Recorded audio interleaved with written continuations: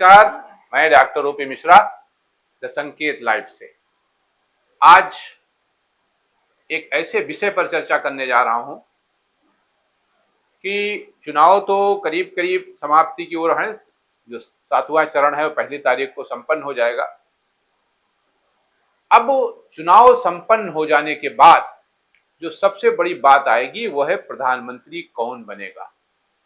हमारे साथ वरिष्ठ पत्रकार अरविंद मिश्रा जी हैं।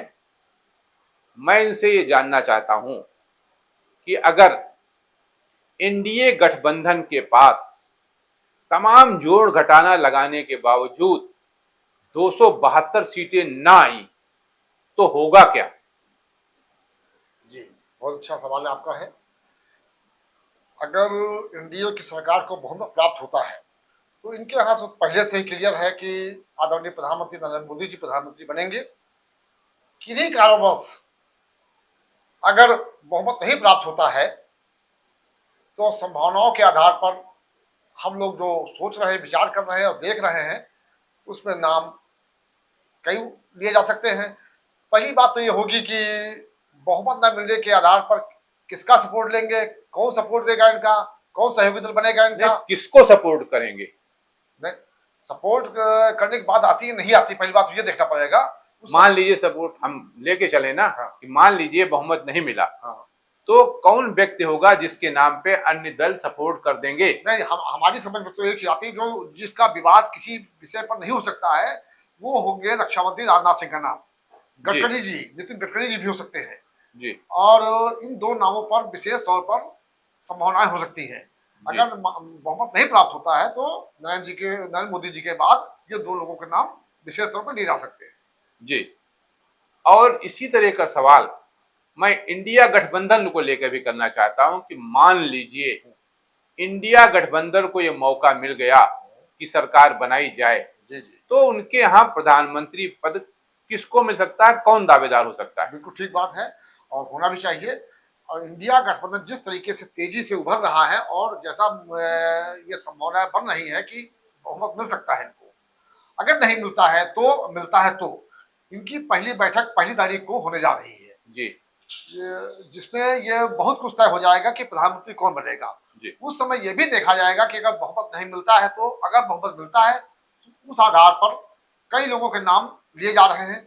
लेकिन अभी अभी अलग चर्चाएं हैं, अलग अलग लोगों से बातें चल रही हैं और कल तो एक चर्चा भी कहीं से उठी थी कि बिहार के मुख्यमंत्री आदरणीय नीतीश कुमार जी भी इस देश में सबसे आगे हैं। लेकिन वो तो एनडीए में है। नहीं, एनडीए में जरूर है, लेकिन राजनीति में कभी भी संभावना खुली रहती रास्ते और कई बार वो ऐसा कर भी चुके हैं और सीटें कितनी लाते हैं, वो क्या स्थिति उसमें होती है, ये भी संभव है। मान लीजिए बिहार में के मुख्यमंत्री नीतीश कुमार जी एनडीए को नहीं छोड़ रहे हैं तो इंडिया में क्या रहेगा? नहीं, किसकी संभावना है आपके हिसाब से? अगर नहीं छोड़ रहे हैं तो पहला नाम कांग्रेस की, पहले तो ये देखना होगा कि कांग्रेस पार्टी को कितनी सीटें मिलती हैं। भाई कांग्रेस पूरे देश में चुनाव लड़ रही है तो उस हिसाब से जितने और क्षेत्रीय दल हैं जो राज्य स्तरीय पार्टियां हैं उनसे ज्यादा सीटें होंगी उनकी, मानी सी बात है। उसके बाद सहमत के आधार पर अगर हो सकता है तो कांग्रेस पार्टी के जो अध्यक्ष हैं खड़गे जी, उनका भी नाम लिया जा सकता है क्योंकि वो दलित समाज से आते हैं। हाँ। और उनका नाम उठाया जा सकता है जी। अगर उसे सहमत नहीं बनती है तो उस आधार पर देखा जाता है कि सेकंड नंबर पर जो है और लोग जो है, अभी अरविंद केजरीवाल जी का नाम भी आ सकता है, लेकिन ऐसा लग नहीं रहा है मुझे जी।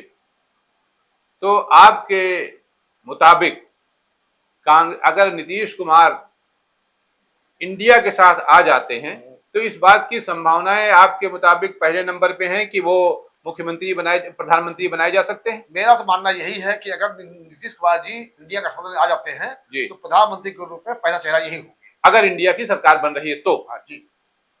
और अगर नीतीश कुमार जी नहीं आते हैं तो आपके हिसाब से कांग्रेस पार्टी के राष्ट्रीय अध्यक्ष मल्लिकार्जुन खड़गे जी प्रधानमंत्री पद के दावेदार हो सकते हैं। यह तो बिल्कुल निश्चित हो चुका है।